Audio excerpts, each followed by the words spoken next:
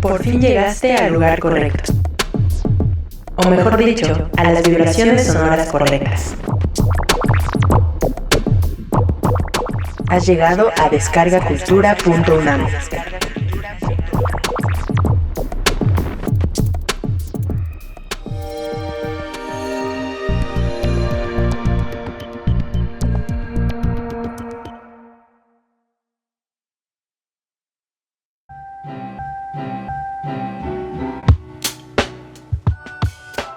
Gracias por seguir escuchando el podcast de descargacultura.unam. Es un gusto compartir contigo una probadita de cultura para llevar. Quizá estés de viaje o vayas camino a casa, puede ser que estés lavando los trastes o tal vez haciendo ejercicio. No importa la actividad que realices, te invito a que te pongas tus audífonos y me acompañes en este nuevo recorrido sonoro. Descargacultura.unam.mx.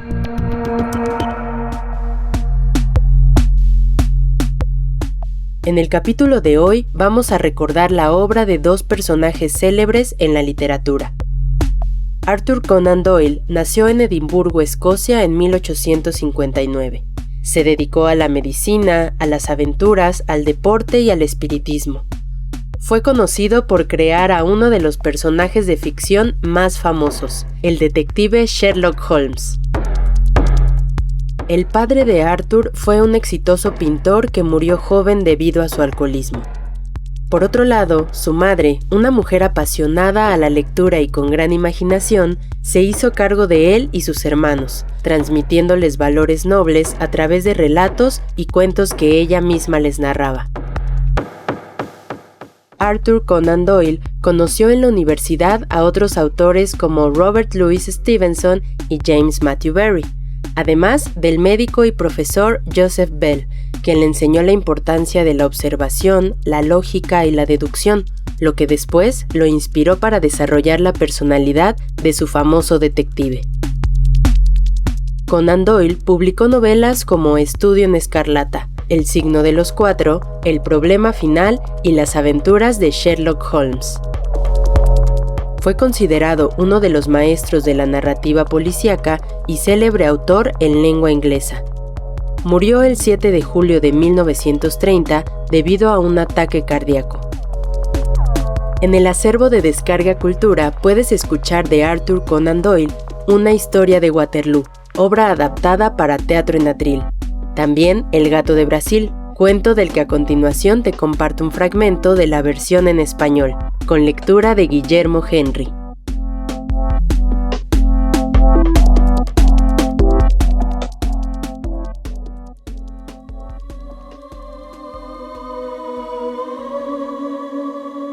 El gato del Brasil.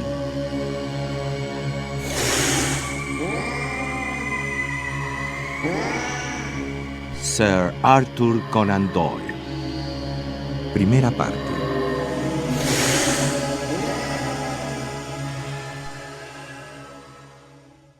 Ay, es una desgracia para un joven tener aficiones caras, grandes expectativas de riqueza, parientes aristocráticos, pero sin dinero tangible en el bolsillo, y ninguna profesión con la cual poder ganarlo.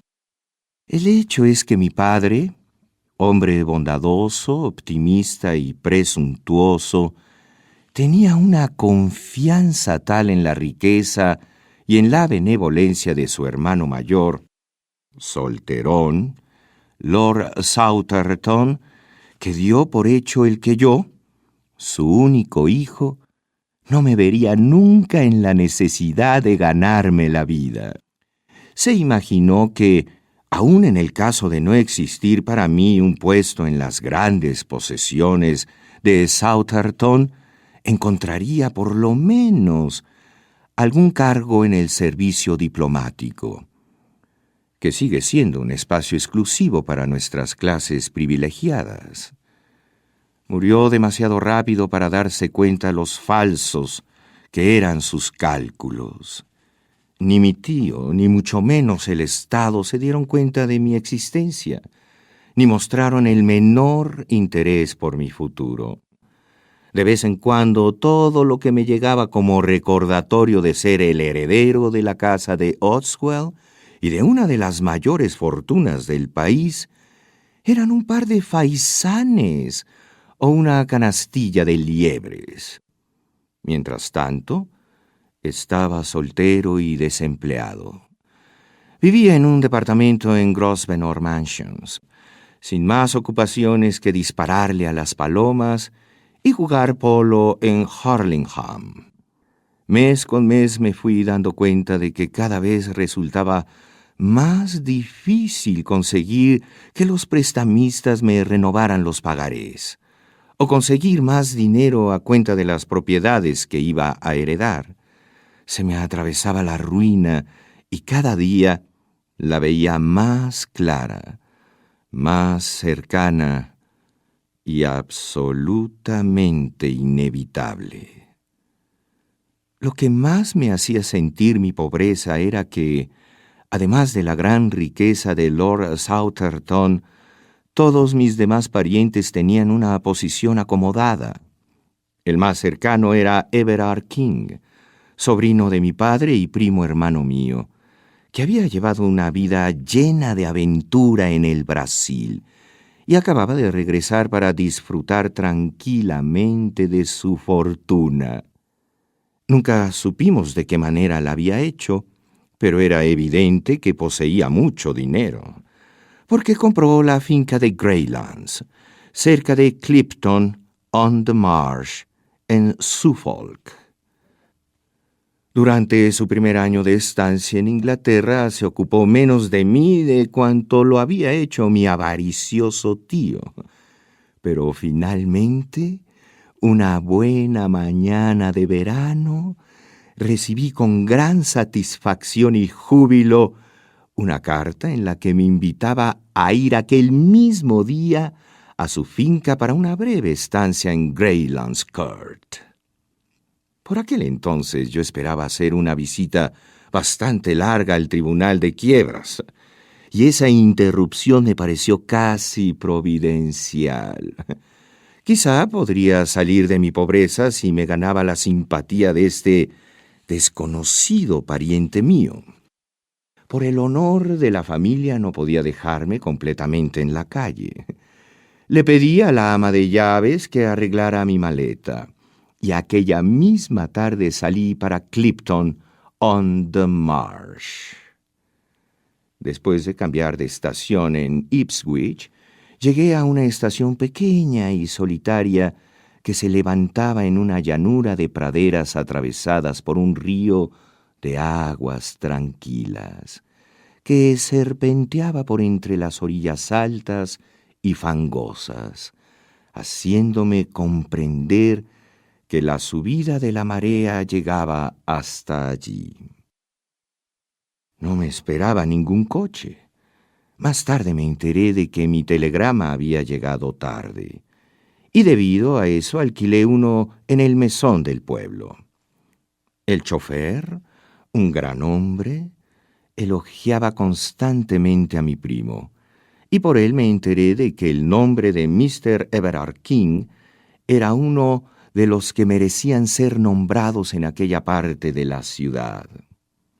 Ofrecía fiestas a los niños en la escuela, permitía el libre acceso de los visitantes a sus tierras, era parte de muchas obras de beneficencia.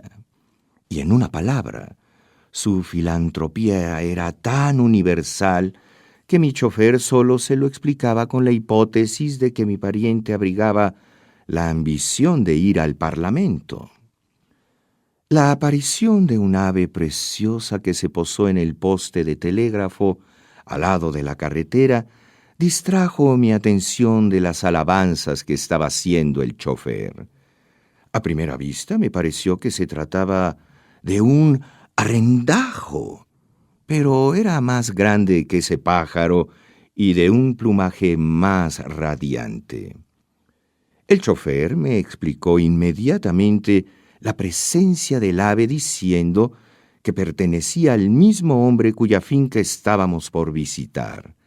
Por lo visto, Una de las aficiones de mi primo era coleccionar animales exóticos y que había traído del Brasil una gran cantidad de aves y de otros animales que estaba tratando de criar en Inglaterra.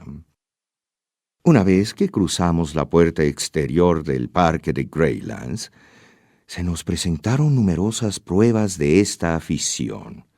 Algunos ciervos pequeños y con manchas, un extraño jabalí que, según creo, es conocido con el nombre de pecarí, una oropéndola de plumaje amarillo espléndido, algunos ejemplares de armadillos y un extraño animal que caminaba pesadamente y que parecía un tejón sumamente gordo.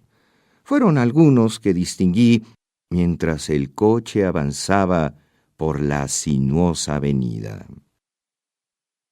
Mr. Everard King, mi primo desconocido, estaba esperándome en persona en la escalinata de su casa, porque nos vio a lo lejos y supuso que era yo el que llegaba. Era un hombre de aspecto muy sencillo y bondadoso, pequeño de estatura y corpulento, de 45 años, quizá, y de cara regordeta y simpática, atezada por el sol del trópico y plagada de 1000 arrugas. Vestía traje blanco de lino, al estilo auténtico de todo un cultivador tropical.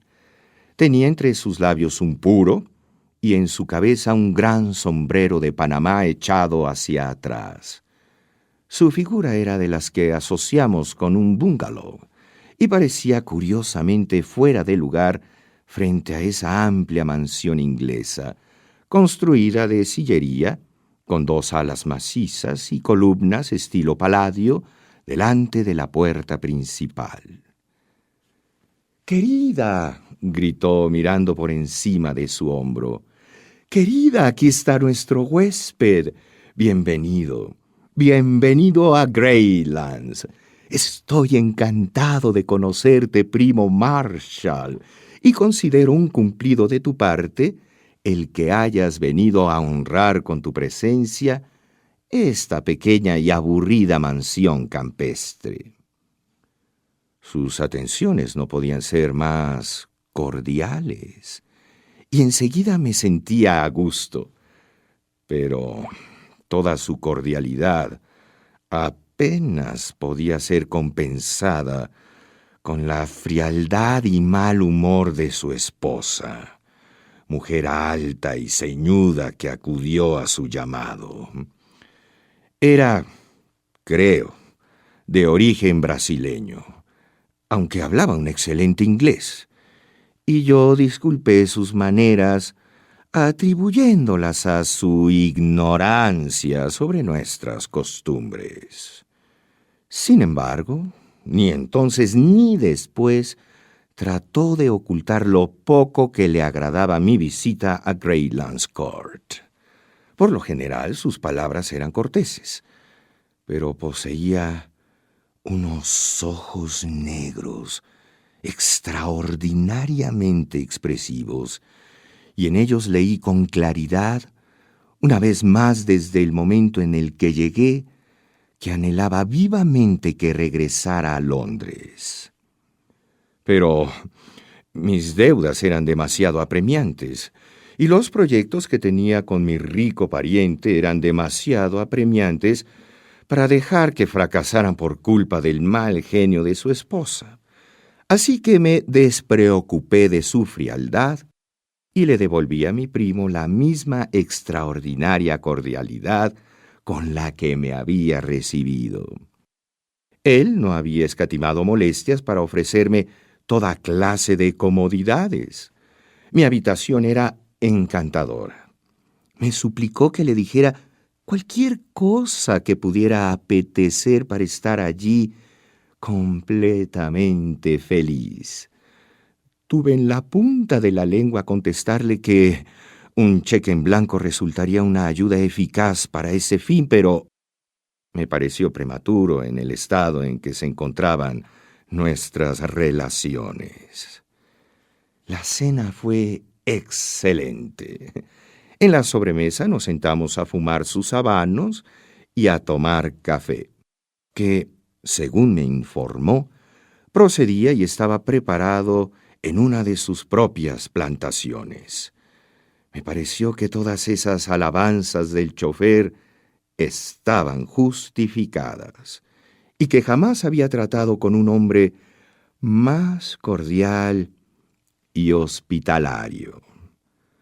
Pero, no obstante que tenía un temperamento alegre, era un hombre de un carácter fogoso, y lo pude comprobar a la mañana siguiente.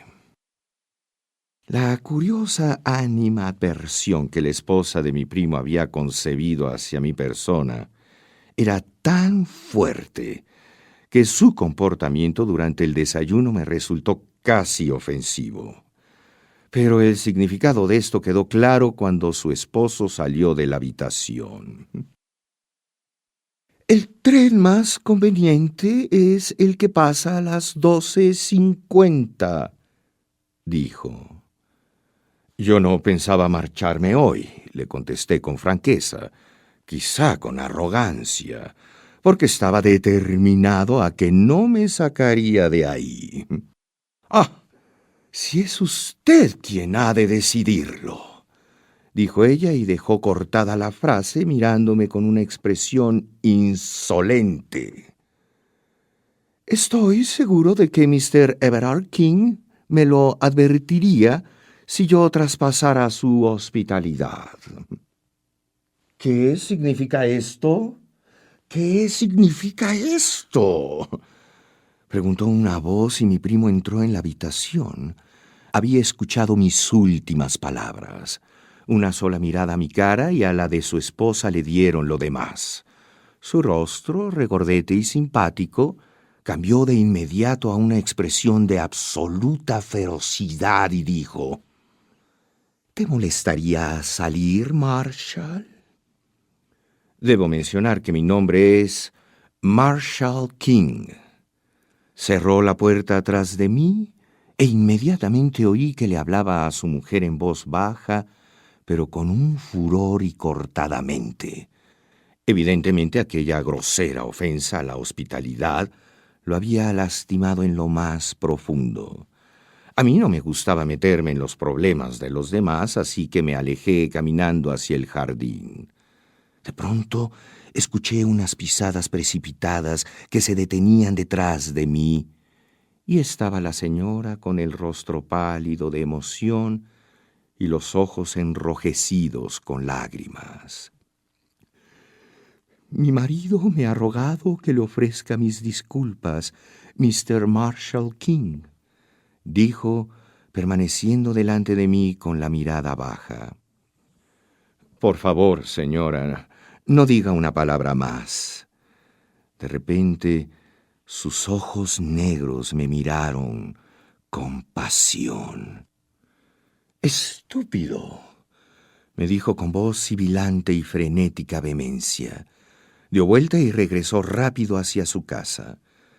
La ofensa era tan grave, tan insoportable, que me quedé inmóvil, mirándola fijamente. Seguía en el mismo lugar cuando vino a reunirse conmigo mi anfitrión. Había vuelto a ser el mismo hombre simpático y regordete. «Espero que mi señora se haya disculpado de sus estúpidas observaciones». «Sí, claro que sí». Me pasó la mano por el brazo y caminamos de aquí para allá por el jardín. «No debes tomarlo en serio», me explicó. «Me dolería de una manera impresionante que acortaras tu visita, aunque solo fuera por 1 hora. La verdad es que no hay razón alguna para que entre familia guardemos algún secreto. Mi buena y querida mujer es increíblemente celosa. Le molesta que alguien, sea hombre o mujer, se interponga un instante entre nosotros. Su ideal es estar en una isla desierta y sostener un eterno diálogo entre los dos. Eso te dará la clave de su conducta, que en este punto, lo reconozco, no está lejos del manicomio. Dime que ya no volverás a pensar en lo sucedido. No, desde luego que no. Pues entonces enciende ese puro y acompáñame para que veas mi pequeña colección de animales.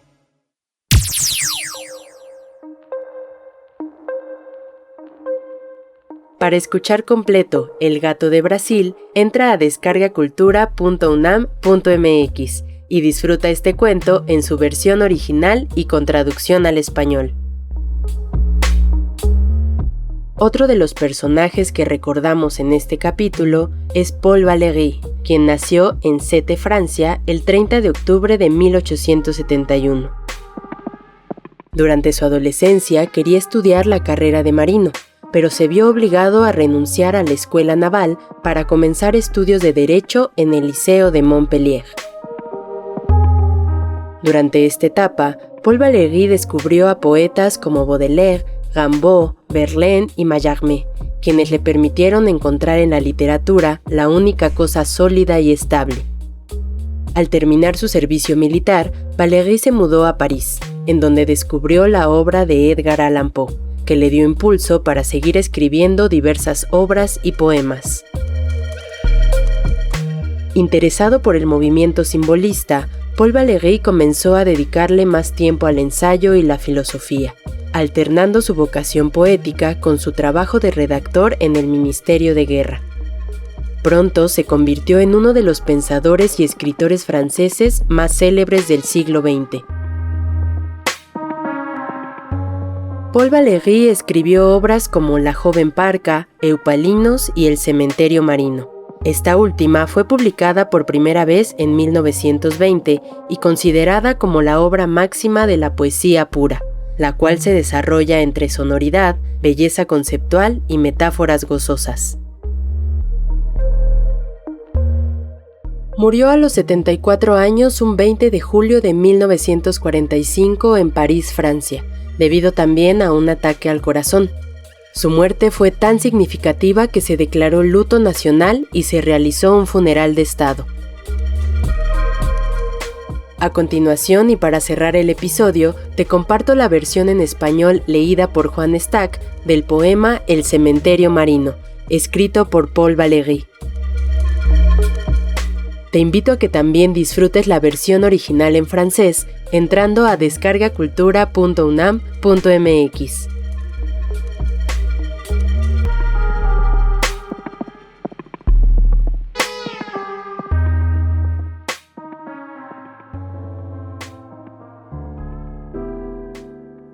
El cementerio marino, de Paul Valéry. Versión libre de Alicia Reyes.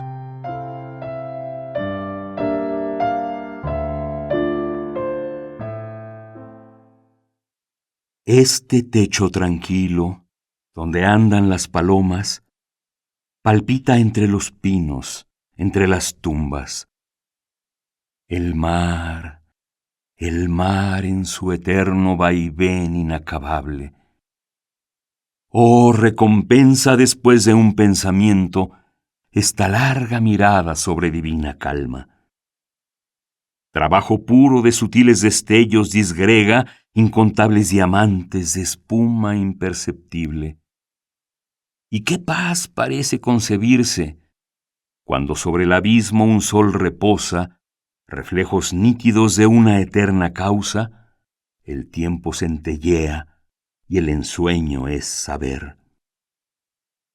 Tesoro estable, sencillo templo a Minerva, masa de calma y visible reserva, agua brotante, ojo que llevas en ti tanto sueño bajo un velo de flama. Oh, mi silencio, edificio en el alma, bóveda de oro y 1000 tejas, techo. Templo del tiempo que un solo suspiro ciñe, a ese punto puro asciendo y me acostumbro, rodeado por entero de mi visión marina, y como suprema ofrenda a los dioses, la cintilación serena siembra en las alturas un desdén soberano. Como el fruto en goce se deshace, como su ausencia troca por delicia, en una boca donde su forma muere, aquí aspiro mi exhalación futura, y el cielo canta al alma consumida la mudanza de riberas en rumor. Hermoso cielo, verdadero cielo, mira mi cambio. Después de tanto orgullo, extraña y poderosa ociosidad, a este brillante espacio me abandono. Sobre las casas de los muertos viaja mi sombra y me cautiva su frágil deambular. El alma expuesta a las antorchas del solsticio. Yo te protejo, admirable justicia, de la luz y de sus armas crueles. A tu lugar primero y pura te devuelvo. Mírate, mas restituir la luz supone de esa sombra una triste mitad. Oh, para mí solo, a mí solo, en mí mismo, cerca de un corazón, las fuentes del poema. Entre el vacío y un puro acontecer, aguardo el eco de mi grandeza interna. Amarga, sombría y sonora cisterna que marcas en el alma un abismo perenne.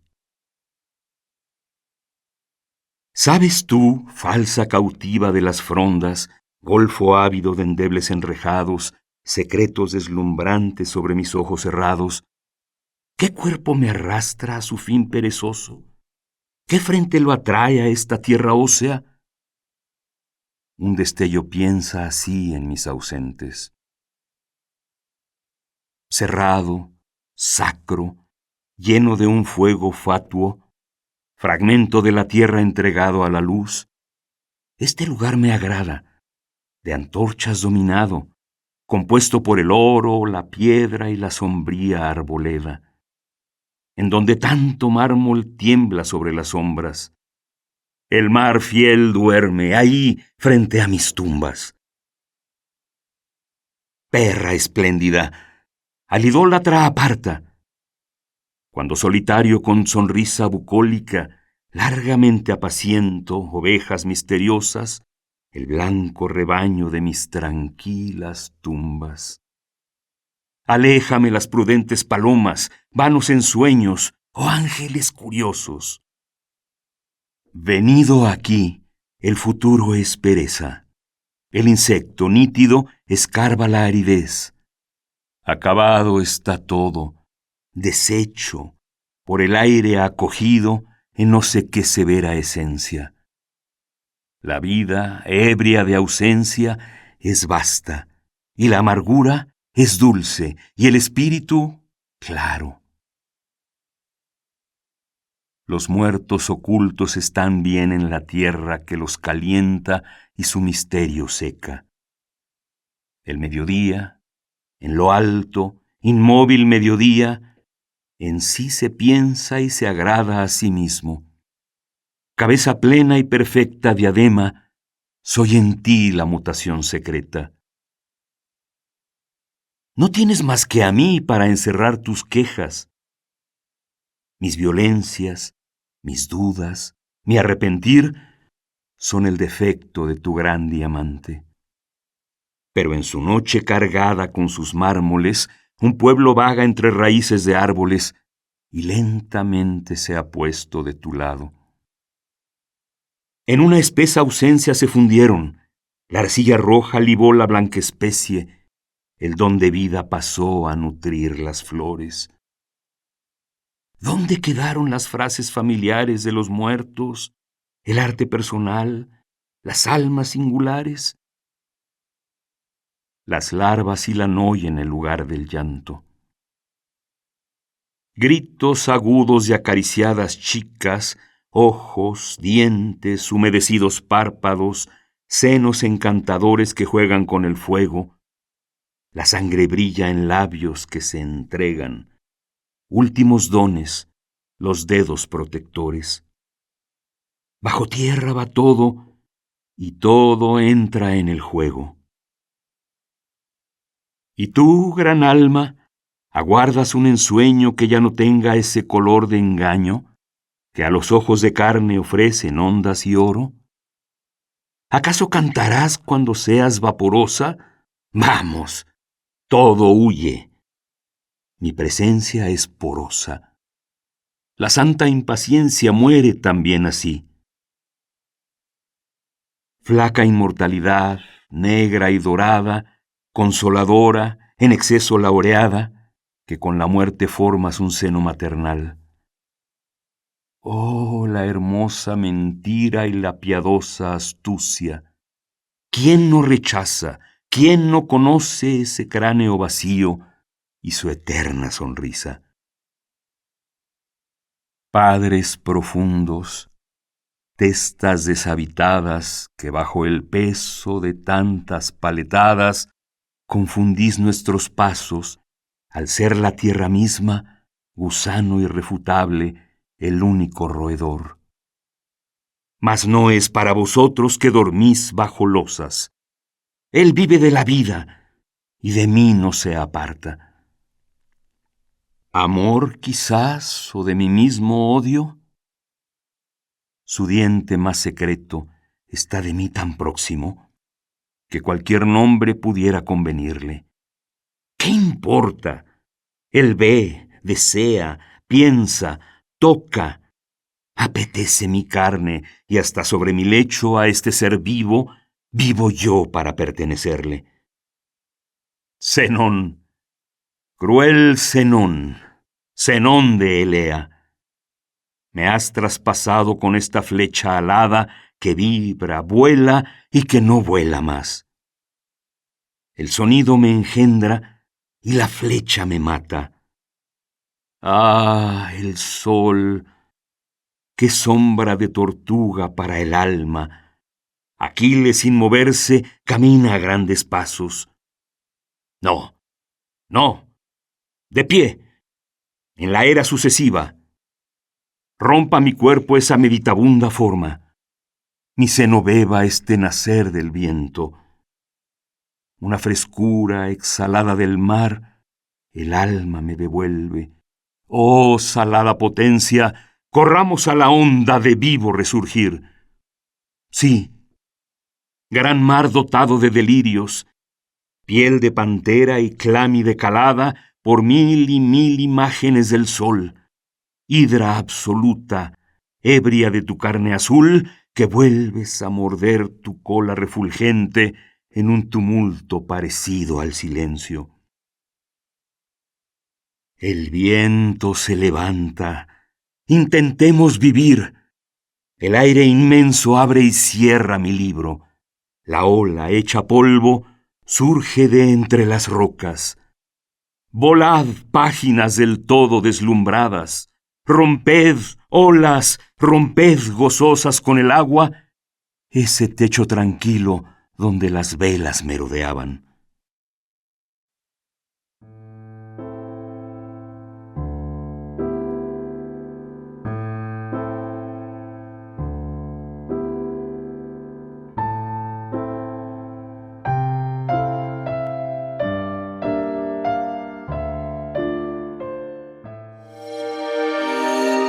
Descargacultura.unam va contigo.